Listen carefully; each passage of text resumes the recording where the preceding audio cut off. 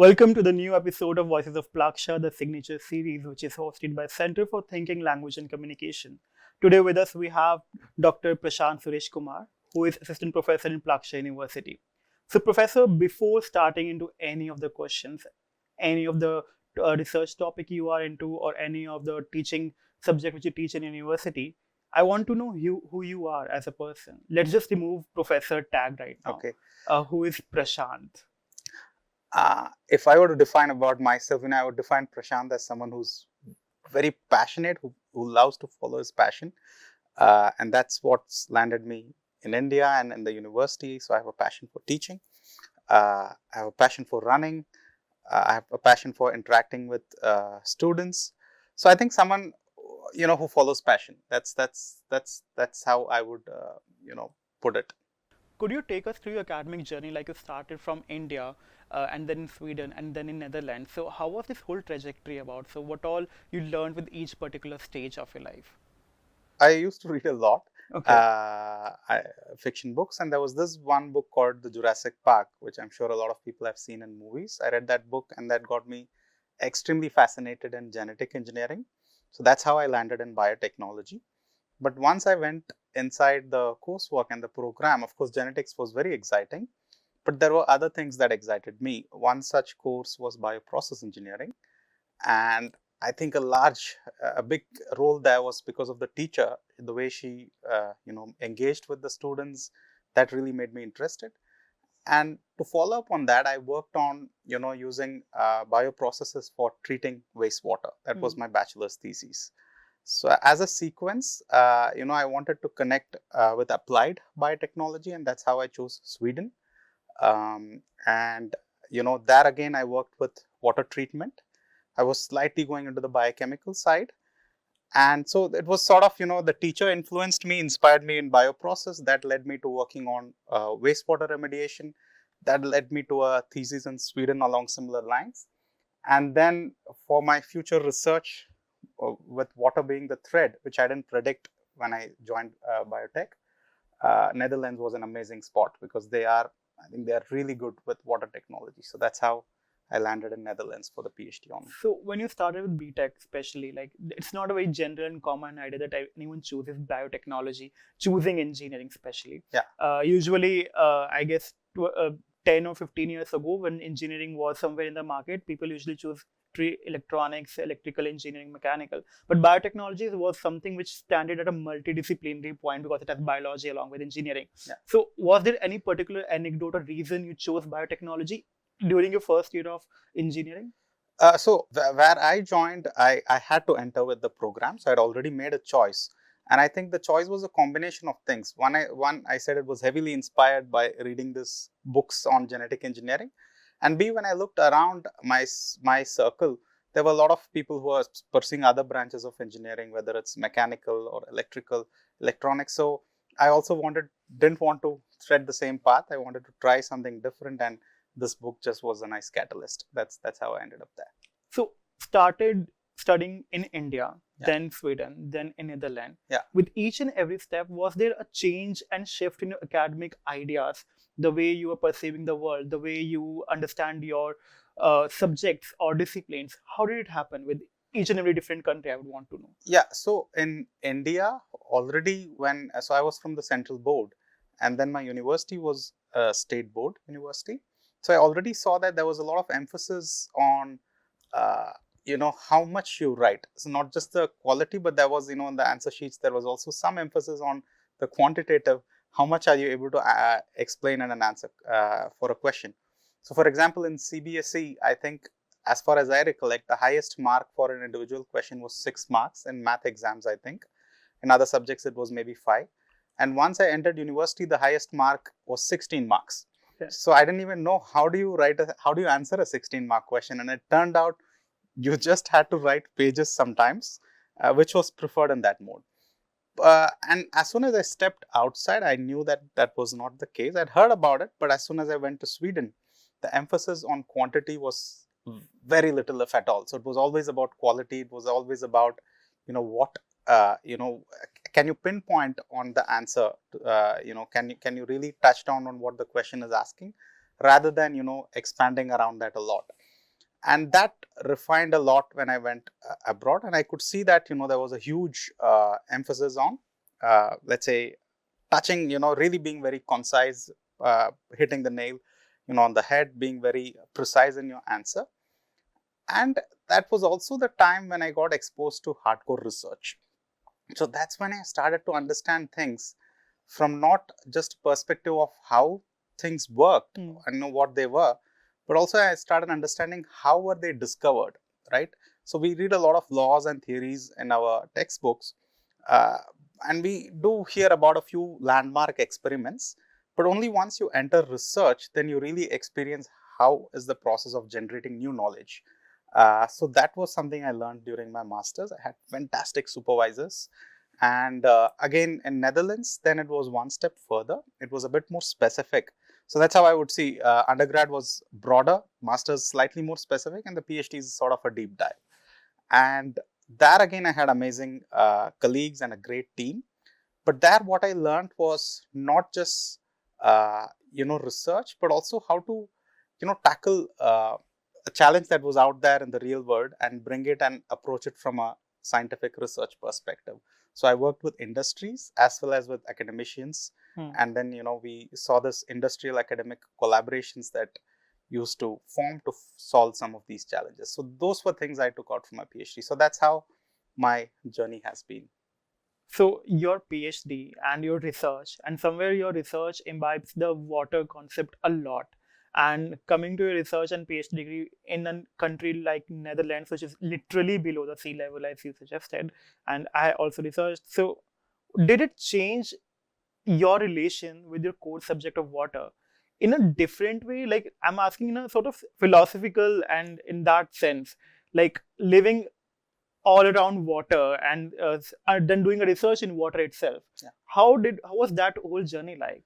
It did change. So to answer it straight away, it did change my relation, my affinity with water, absolutely. Because, of course, water is connected to everybody. All of us use water day in and day out. It's required for life. But when you work on that topic, let's say for 4 to 5 years, hardcore research on that, related to that, then your affinity does change. I became a lot more conscious about, challenges in the water sector. I became a lot more conscious about my daily habits of, using water. uh, so I think it did affect my behavior towards water management, using water from a day-to-day practice as well. So I would say these were some of the changes, and it's a little bit hard to explain, but so it's not tangible in that sense, but certainly whenever I see water, I feel a bit connected to it, so like I said, I can't quantify how that happens, but since I've worked so long on the topic, I guess it's just an affinity. So whenever I read about water, hear about water, I instantly feel a connect. So was it there that you realized your role of educator or your role of a science communicator, that you want to go into this field? I would say my role of an educator was actually clear for me, at least in my head, during my undergrad. Okay. I used to teach my classmates. It started accidentally, and over time, I used to teach most of my classmates. Of course, I got inspiration. If I look back at it from my brother, I have an elder brother who used to teach his classmates, so there was an inspiration there. But by the time I went through the undergrad journey, I was pretty sure that teaching is something I really want to do. I really enjoyed it. It made me feel extremely satisfied when you see, that it shapes someone else's performance, understanding, and also you learn a lot by that process. So the educator part was already there. I had made that will be the passion I will follow. I want to come back to India and be a teacher. I think what changed was approaching the subjects. Like I said, as you get into research, you learn how things were found out. That's a very beautiful process. It's a very innate thing, curiosity, right, of a human being, how things were found out. So instead of saying, light travels by about, I don't know, 300,000 meters per second, you try to look at, but okay, how did we ever find out, how that value came about, right? It's because it's extremely fast. So things like this. And since I worked with water, I could connect with something that was, really essential all across the globe. And it kept me sharp in terms of, doing science. When I say doing science, I mean doing research. How do you find out things? How do you make sure things work? How do you present new knowledge? So from that aspect, water really, brought that affinity and kept me sharp from the research perspective. But so it made me a bit more rounded, you can say, as an educator. But certainly the aspiration for education, being a teacher, was always there, and that's what drove me back. I was pretty passionate about contributing to the education space in India, and that's how I came back. So I do totally understand that you have worked with a lot of different professions. You have worked with policymakers, researchers, students, which somehow also makes sense that there are multiple professions also available if you're working with them. Taking into consideration that it was very much out there, but if you had a second chance, except of teaching, what would it be? A different profession you would go directly into? Yeah, so I really enjoyed dribbling with music. I used Okay. to compose music, little bit electronic music. So I did have a thought, before teaching, I did have a thought, do I want to go into music composition? Uh, After the PhD, I've been a lot into running. So for me, now another thing I could think of, if not for teaching or being in the music line, could be someone who encourages others to run, and because that's not only a physical thing. What I also learned from running marathons and doing endurance sports is it shapes your mindset as well. It really makes you mentally tough as well. So I think music and running. Coming to present right now in Plaksha University, I want to know what drew you towards Plaksha University. What was one particular vision or any particular discipline which Plaksha was following, which you felt totally aligned with and you wanted to work with university? I think the very, the tagline of Plaksha, reimagining higher education in Indian landscape, right? It resonated very well with me. It sort of overlapped very well with my passion. And I feel a lot of my colleagues, share that same vision here. And I do heavily share that vision as well. Because it's something, for me, education is a bit like cricket in India. Everybody loves to comment about it. Everybody says this is good, this is bad, this can be improved. But you actually need to get into it and do it, right? So I think that vision of Plaksha, just that tagline, reimagining higher education space, that was enough to capture me. And then of course I had a look at the team and who was involved. That heavily inspired my decision as well. These students. Your subject has been one of the highly celebrated subject among the freshmore students. Okay. And each and every time when I meet them, they always cherish and did always talk about some of the new learning from your course. I want to know what are some of the strategies which you try to implement, because more or less we see many of the students in Plaksha, they come from a field where they never had biology as a subject, because engineering is somehow consists of maths, physics, and chemistry. So what are certain strategies which you try to implement in your class? Right. So a few things here. One is we have to understand why a lot of these students did not like biology, right? That could be a lot of reasons, but one of the, it could have been influenced by the society, by the family, parents, but it could be also that a lot of them did not like biology. And if you go a little bit deeper, it's not that they don't see its importance. It's just that, the way it's been taught to them in school, high school, is that they have traditionally seen it as a very heavy subject with respect to memorization, with respect to rote learning, very heavy on memorization. And they feel that, the same sort of logical thinking that you can do with a math or physics, which are sort of standard courses in engineering curriculum, right, that cannot be, biology cannot be done through that lens. So I took these two questions primarily and try to see how can we, flip this narrative. So for example, in the course, most of the exams, especially the ones with high weightage, are open book assessments. So we tell the students, hey, you're free to bring, information along with you, so that you can see that the questions are not memorization based. It's based on how can you connect the concepts, how can you apply the concepts. So that's one strategy we use. It's very heavy on, being open books systems. And then the second is, we do add in elements of math and physics, because like I said, it's very interdisciplinary. Biology is not, we cannot see it as a silo anymore.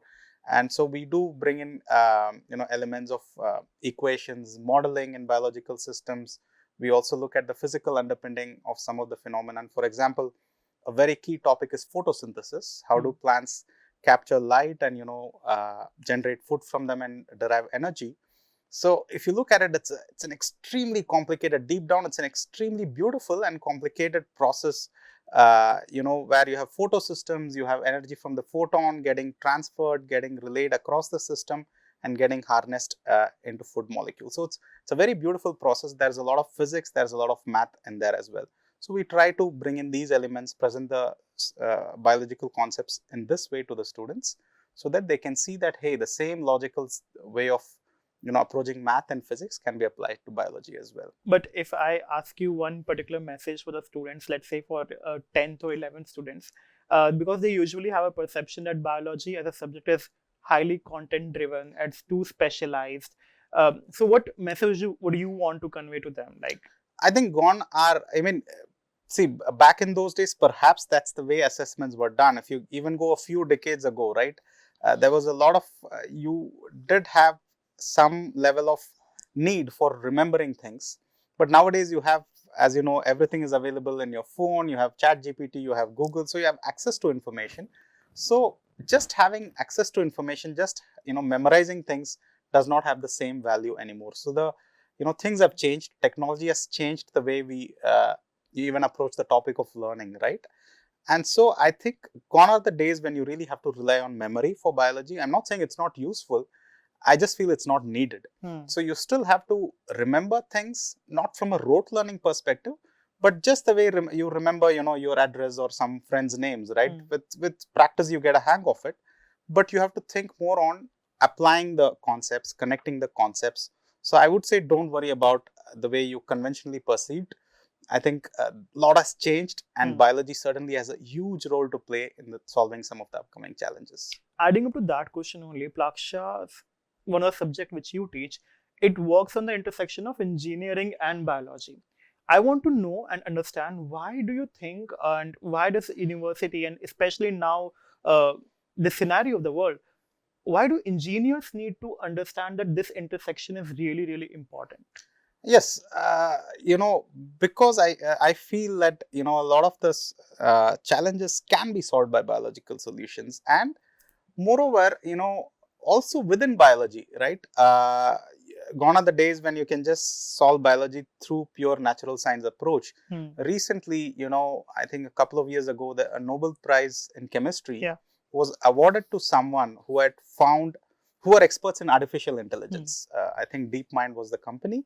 They were experts in artificial intelligence. So they use an AI ML based model where, given the sequence of amino acids, which are building blocks for proteins, they can predict, the 3D structure of a protein, which is very crucial for how it's functioning. So, students who have expertise in AI, ML, they can also solve challenges in biology as well, and vice versa as well. People who have a good bio know-how, they can solve challenges in other sectors as well. So I think it's become very interdisciplinary, and biology will play a crucial role in a lot of the solutions going forward, whether it's biofuels in the energy space, biomimetic membranes, in, let's say, environment space or water treatment space. Health, of course, is very related to bio. You have biological based pesticides, biopesticides for solving agricultural challenges. So bio cuts across all these sectors. That's the reason we feel, even as an engineering graduate, with your math and computational ability, you can blend it with biology and solve some of the pressing challenges. What all kind of topics do students generally take when they delve into this particular subject? Have a module on biomimicry, currently taught by my colleague Professor Rucha, where we look at inspirations from the biological world to be applied into the engineering challenges. So that's a very important module where students learn how to use biological systems to apply them for solving some of these challenges. That's a very interesting module for students. Besides that, we teach students in terms of how do biological systems convert energy efficiently. For example, a lot of the gasoline cars, the engines you have there, internal combustion engines, it's been several decades, and still largely the energy efficiency of a car is still lower than the energy efficiency in a biological system inside a cell. Essentially saying the energy efficiency with which you and me function, converting energy from food and using it for motion, for movement around, for mechanical energy, for keeping us warm. This energy efficiency is still higher than a lot of gasoline cars. So we teach them a little bit about how do biological systems use this energy, how come they are energy efficient systems. Same for, in the plants case, we talk to them about photosynthesis.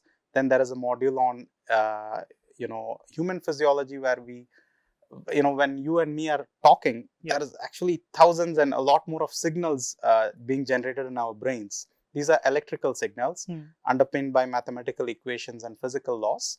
It's called an action potential. It's generated inside the nerve cell, neuron. And we teach them how, that controls the whole system. So how the different organ systems are interconnected with each other. Okay. We also have a module on immunology, especially since the COVID era, to make them aware about how vaccines work, how our body fights infections, how recombinant DNA technology can be used to build new vaccines against viruses. So these are some of the modules. Coming to your research has been majorly around wastewater treatment, and even I saw one of your article in the Economic Times. It was around net zero water. Yeah. Can you explain a little, because the whole article was made on what and everything, giving each and every detail. What was the whole thing about? Can you highlight a little? So first of all, what people need to know is water scarcity, right? Is, of course, it's a real situation, very pressing in India, but pressing in many parts of the world. And the thing people need to know is water scarcity. Of course, we say shortage of water as well. If you really think about how water has been on the planet for billions of years, correct? The amount of water actually has not really changed over time. After a certain point of time, the amount of water on the planet, in terms of how many, really high value of tons, several billions or a lot more of tons of water have been there on the planet for several million years, if not more. It's been fairly stable after time since the planet originated. So we are not actually running out of water in the strict sense. In that sense, water, the fixed amount of water is always there on the planet. What we are running out of is, clean water, fit water, clean water fit enough for the purpose we need. So if you look at human activities, primarily, you can bucket them into three categories. One is industrial activities require water. Second is agriculture activity. India is very heavy on agrarian water consumption. And third is domestic, which is our day-to-day water use, right? So we use a lot of water. And if the amount of water is always fixed, why are we saying we are running short of water? And that's because of the water quality, right? We are making the water dirty. As long as we use it, it's clean water. As soon as we use it, it's become dirty water, right? How do we recycle the water? How do we make sure we don't tap into new sources of water?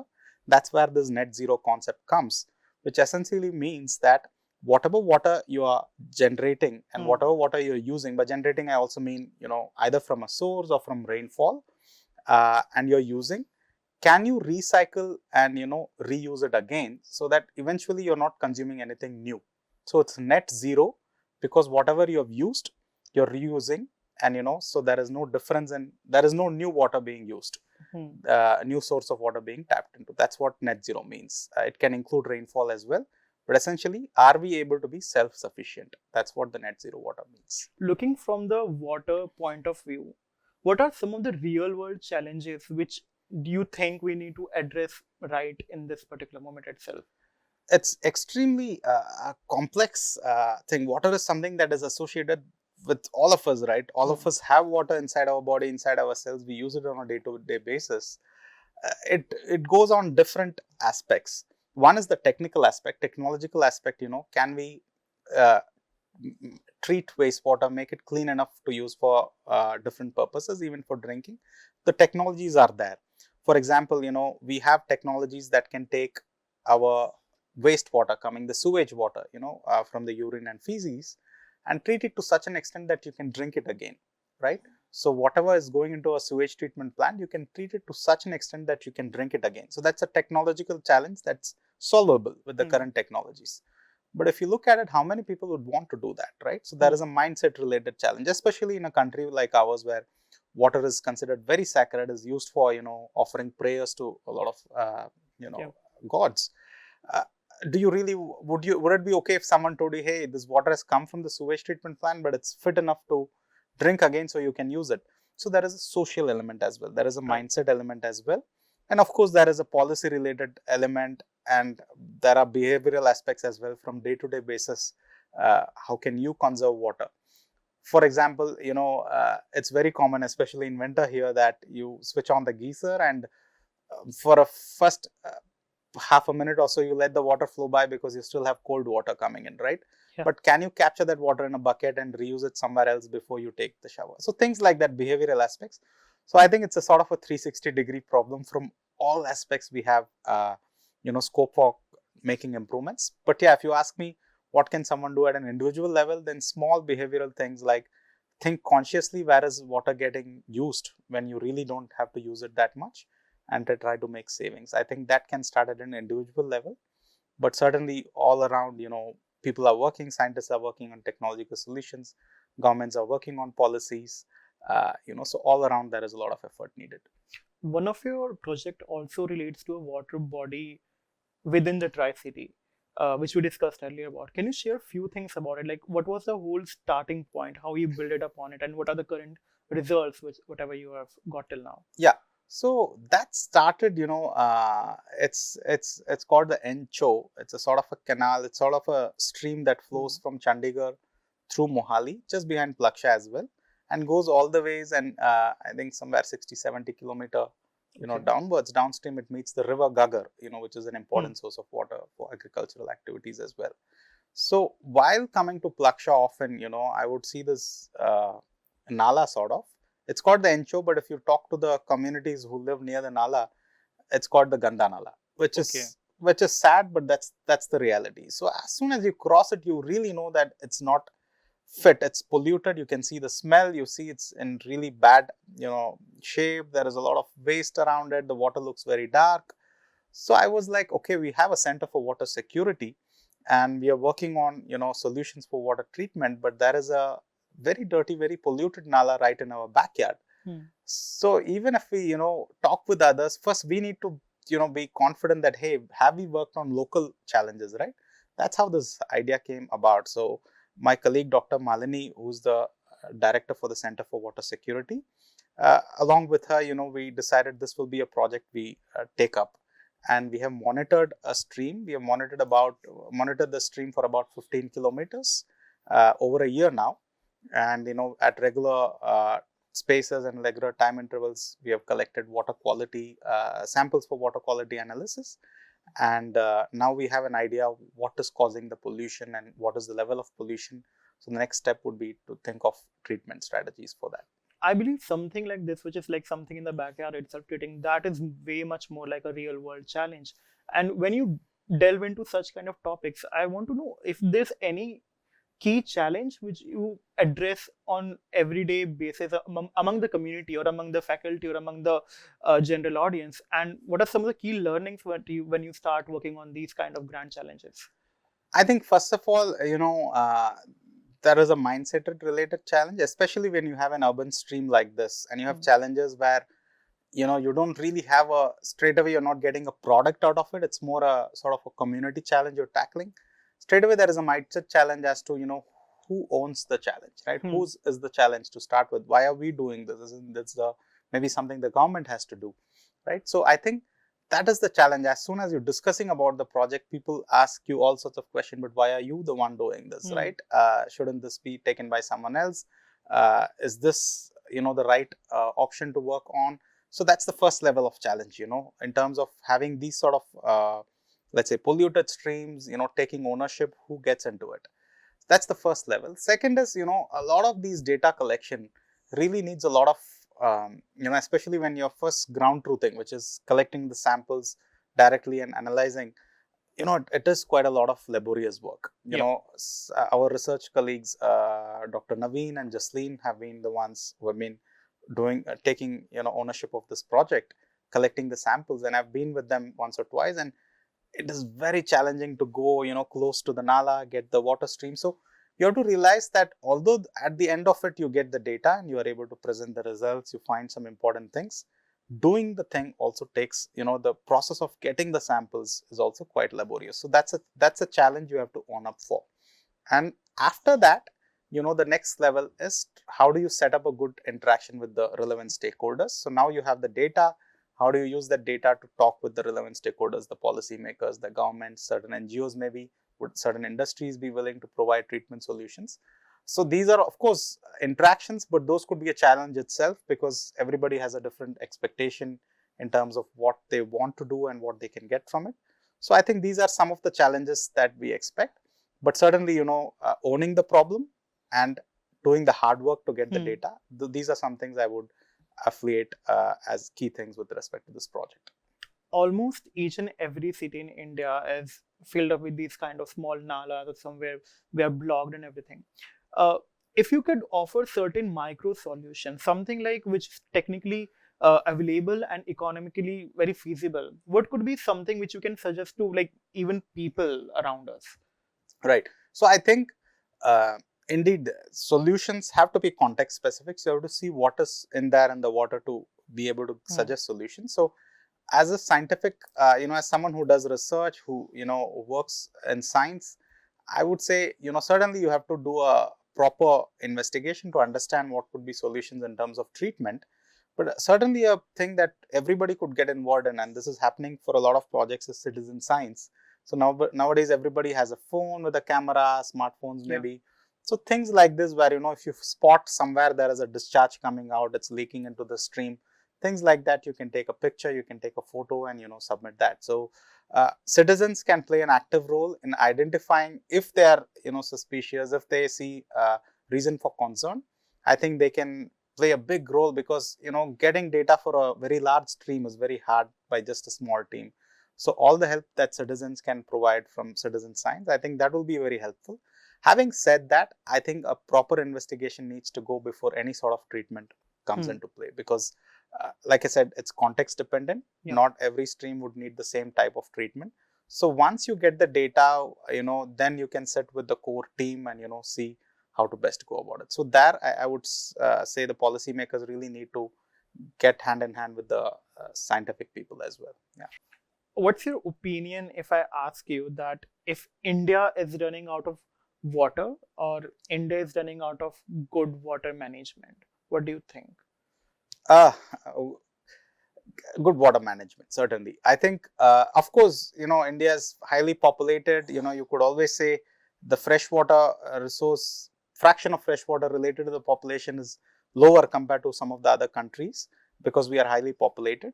But there are also other countries, I think, where the percentage, the fraction of freshwater available relative to the population is much lesser, but they have done very good management of the water and made sure that most of the population is water secure, as in they have enough water. So I think it's more of an issue on water management. So if the government has to invest in one particular water problem for next 5 years, let's say, what particular issue would you want to highlight? It's a tough one because India is a huge country and you have a varying amount of problems and you have challenges all across. So I would not say one particular problem because there are just so many, maybe context specific depending on a certain region. For example, in Punjab, a real pressing issue is the groundwater depletion. I think that is already one of the main focus for the government here, especially for agriculture. Farmers use a lot of groundwater. For fresh water, it's easy to draw boundaries, but as you can imagine, for water underground, you can dig a borewell here, and if you keep suctioning it, you can get water from maybe a few kilometers away because below you don't have such a good demarcation. So I think groundwater depletion is a huge issue. So that's something that the Punjab government is focusing on. If you take a city like Chennai, where water scarcity is huge in Tamil Nadu, but Chennai is close by the coast. So I think there the idea is, can we focus on more energy efficient desalination techniques, try to use seawater to fresh water. So I think it's context specific since India is so huge and the needs are diverse. I would say respective to the region, respective to the context, you have to provide solutions. And there some aspects could be like, quantitative aspects, replenishing the water table, groundwater replenishment, as well as quality aspects. Can you treat wastewater and reuse it so that you don't end up depleting the freshwater resources? So in general, if I ask you one last question, that 10 years from now, what will be one thing we will regret about if we don't start in respect to climate change and water crisis especially? Yeah, I think what we will really regret, again, it's very hard to because again, context specific. It's foresight. Hindsight is a very easy thing. Foresight is a hard thing. So you can sort of, what I feel is water scarcity everybody is aware about. Broadly the term, right? Water scarcity is everybody is aware about. But I think it's still not reached a level where, of course, people are, a lot of people suffer from water shortage, but especially people who are able to afford treatment systems, and to some level, people are able to get away with groundwater currently. But I think if 10, certainly 20 years down the line, if we don't change the current, trajectory, it will reach a situation where it won't just be a buzzword anymore, but everybody, including people who are now able to afford, will really start feeling the pinch. Maybe the cost will go very high. Even alternative sources of water will get polluted. Groundwater, which still people are using, will get extremely depleted. So I think 10, 20 years down the line, if we don't change our trajectory, then I think everybody will start feeling the pinch a lot more. Thank you very much, Professor, for this insightful conversation. We really got to understand a lot of actual issues which are out there, but a lot of times people just don't address them very carefully. Thank you very much, Professor, for coming on the podcast of Signature Series. Thank you very much. Thank you so much, Saroy. It was a pleasure interacting with you as well. Thank you.